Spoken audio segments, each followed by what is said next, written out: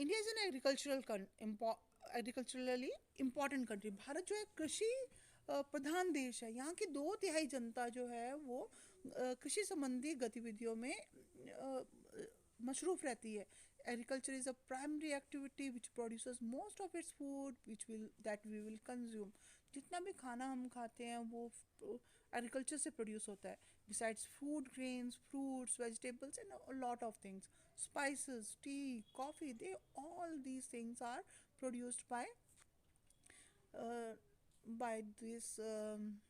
These all products are produced by uh, agriculture. So just we will study here what types of farming are there in our techniques in our country. Agriculture is an age old economic activity. ये कैसी economic activity है? आर्थिक क्यों कहा गया है इसको गतिविधि? क्योंकि ये इससे आपको कैश भी प्रोड्यूस होता है। लिसन यू, जब आप ग्रेन्स को मार्केट में सोल्ड करते हैं या फिर फ्रूट्स या वेजिटेबल्स को आप सेल करते हैं तो you get cash in return, therefore it is an economic activity. ये एज ओल्ड है, बहुत पुरानी है। जब ह्यूमंस ने सिविलाइजेशन सेटल्ड हुई थी तब से एग्रीकल्चर ये इंडिया में प्रोमिनेंट है। Cultivation methods have change significantly depending upon the characteristics of physical environment, technological know how and socio cultural practice. तो देखिए यहाँ पर जो हमारे जो कल्टीवेशन मेथड्स थे, पहले जो था हल जो चलाते थे उसमें जो हल था वो वुड का बना था, वुडन प्लो होता था। फिर देन उसके बाद आया आयरन की जो इन्वेंशन होगी तो आयरन का प्लो हुआ, और आयरन का प्लो जो था वो बहुत ज़्यादा बेटर सूट करने। आजकल तो modern techniques, tractors, threshers, so many modern farming technologies available now. And socio cultural practice होता है सामाजिक सांस्कृतिक गतिविधियाँ, जो सामाजिक सांस्कृतिक जो प्रोसेसेस होती हैं जो चल रही होती हैं। तो farming varies from subsistence to commercial type. पहले पहले जब फार्मिंग की थी लोगों ने तो वो फार्मिंग थी सब्सिस्टेंस फार्मिंग। सब्सिस्टेंस फार्मिंग मतलब उनको सब्सिस्ट करने के लिए, मतलब अपने लिए करते थे, वो अपने खाना अन्न उगाते थे वो अपने अपने उपयोग के लिए।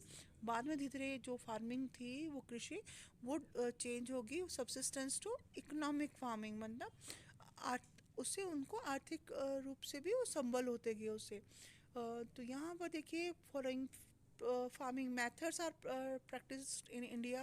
भारत में कौन कौन सी तकनीकों का प्रयोग होता है ये हम पढ़ेंगे। तो फर्स्ट है प्रिमिटिव सब्सिस्टेंस फार्मिंग। तो यहाँ पर देखिए this type of farming is still practised in few pockets of India. ये इस तरह की जो फार्मिंग है ये प्रिमिटिव सब्सिस्टेंस फार्मिंग, ये अभी भी भारत में मौजूद है। Primitive subsistence agriculture is practice on small patches of land. ये कहाँ पर होती है? छोटे छोटे पैच ऑफ लैंड, मतलब छोटे छोटे जो क्षेत्र जहाँ पर अन्न का उत्पादन कर सकते हैं with the help of primitive tool. और उसके लिए जो टूल्स यूज़ करते हैं, औजार प्रयोग में लाते हैं, वो होते हैं हंसुली, कुदाली और ये सब, और डिगिंग स्टिक मतलब कुदाली कुदाल वगैरह, और family and community labour. Family मतलब परिवार या फिर जो वर्ग है, कम्युनिटी है, वो उसमें लेबर में इन्वॉल्व होता है, श्रम में। This type of farming depends upon monsoon. ये किस पर डिपेंड करती है? मानसून पर डिपेंड करती है। मतलब बारिश अगर होती है तो जाके ये इस टाइप ऑफ फार्मिंग होती है।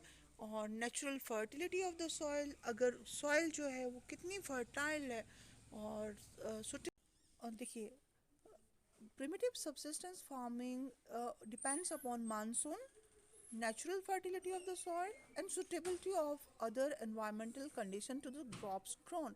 तो ये किस पर डिपेंड करती है? जो सॉइल है उसके नेचुरल जो मतलब प्राकृतिक रूप से जो उसकी उत्पादन क्षमता है उस पर डिपेंड करती है ये।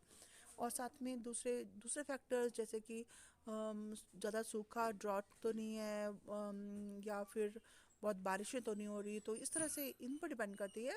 It is a slash and burn agriculture. Slash मतलब ऐसे काटना झाड़ियों को और फिर उनको जला देना।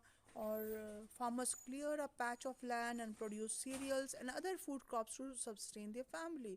मतलब वो क्या करते हैं कि लैंड को क्लियर करते हैं फार्मर, और फिर उस पर पहले स्लैश मतलब कटिंग करते हैं, और उसके बाद उसको वहाँ पर बर्न करते हैं उस सारी फसल को जो कट है, और उसको उसके बाद जो ऐश प्रोड्यूस होती है उसमें वो that is good for their soil. और यहाँ पर क्या होता है कि जब आप बार बार फूड ग्रो करते हैं सीरियल्स, तो इनकी सॉइल की फर्टिलिटी कम होती जाती है। The farmer shift and clear a fresh patch of land for cultivation. वो उसको एक नए पहले इसको जूम कल्टीवेशन भी बोलते हैं, शिफ्टिंग कल्टीवेशन भी बोलते हैं, क्योंकि एक प्लेस से वो दूसरी प्लेस शिफ्ट हो जाते हैं जब सॉइल की फर्टिलिटी कम हो जाती है। तो this type of shifting allows nature to replenish the fertility of the soil. उस सॉइल का जो देखिए यहाँ पर फिगर पॉइंट 4.1 में दिया भी है, एक पैच ऑफ लैंड है, इसको बर्न कर दिया है, और देन नेक्स्ट पैच में फसलें ग्रो कर रहे हैं वो। तो ये जो टाइप ऑफ कल्टीवेशन होती है, शिफ्टिंग कल्टीवेशन भी कहलाती है, झूम कल्टीवेशन भी कहती है, और ये नेचुरली रिप्लेनिशमेंट होती है fertility of the soil. Replenishment मतलब दोबारा से जो सॉइल होती है वो फिर से उपजाऊ हो जाती है नेक्स्ट जो क्रॉप ग्रो करने के लिए। तो ये this is about the first type of primitive subsistence agriculture. Then next यहाँ पर land productivity in this type of agriculture is low. यहाँ पर प्रोडक्शन जो है वो कम होती है, as farmers doesn't use fertilisers और अदर मॉडर्न इनपुट्स। वहाँ पर फर्टिलाइजर्स का यूज़, खादों का यूज़ नहीं किया जाता। और यहाँ पर ये ज़्यादातर जो है आप देखते हो नॉर्थ ईस्टर्न स्टेट्स में होती है। यहाँ पर पलामू, मणिपुर, मिलिका दीपा in Bastar district of Chhattisgarh and Andaman and Nicobar islands, Assam के जो नॉर्थ ईस्टर्न उत्तर पूर्वी जो क्षेत्र है वहाँ पर झूमिंग भी बोलते हैं। The slash and burn agriculture is known as what is the meaning of intensive subsistence farming.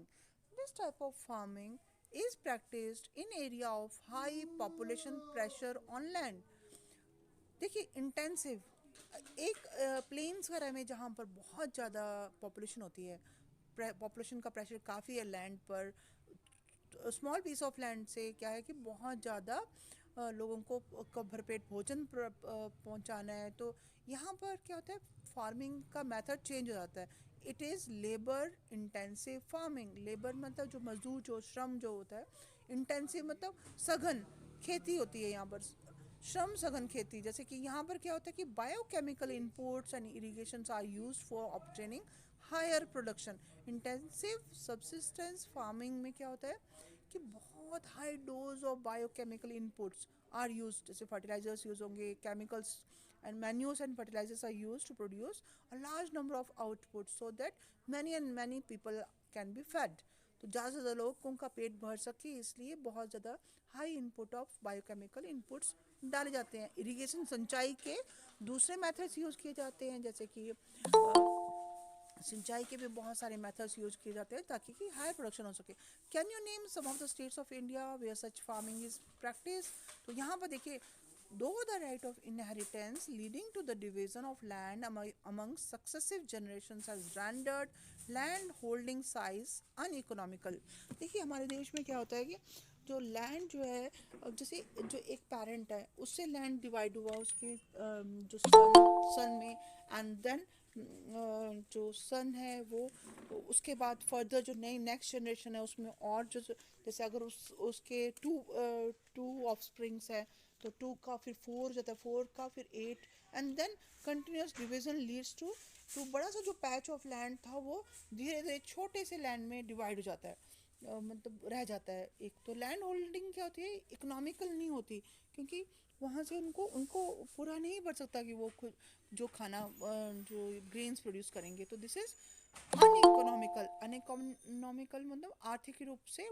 commercial farming, the main characteristics of this type of farming is the use of higher doses of modern inputs. यहाँ पर क्या use करते हैं, commercial farming मतलब for commerce, trade के लिए। Farming किसके लिए कर रहे हैं, इकोनॉमिक्स के लिए, साउंड होने के लिए, मतलब कैश के लिए, मनी के लिए। तो यहाँ पर आप ये यूज़ क्या करेंगे, high yielding variety seeds, HYV बोलते हैं, हाई यील्ड मतलब पैदावार, वैरायटी के ऐसे सीड्स यूज़ करते हैं जिससे कि पैदावार, जो ग्रेन होता है, ग्रेन का साइज़ होता है, सीरियल्स मतलब में जो ग्रेन का साइज़ होता है, जो दाने का आकार वो बड़ा होता है और ज़्यादा निकलते हैं दाने।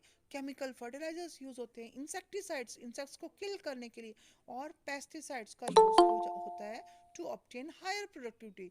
और यहाँ पर जो degree of commercialisation of agricultural varies from one region to another. यहाँ पर क्या होता है कि एक जगह से दूसरी जगह क्या क्या जैसे यूज़ कर रहे हैं, तो ये प्लांटेशन भी एक is also a type of commercial farming.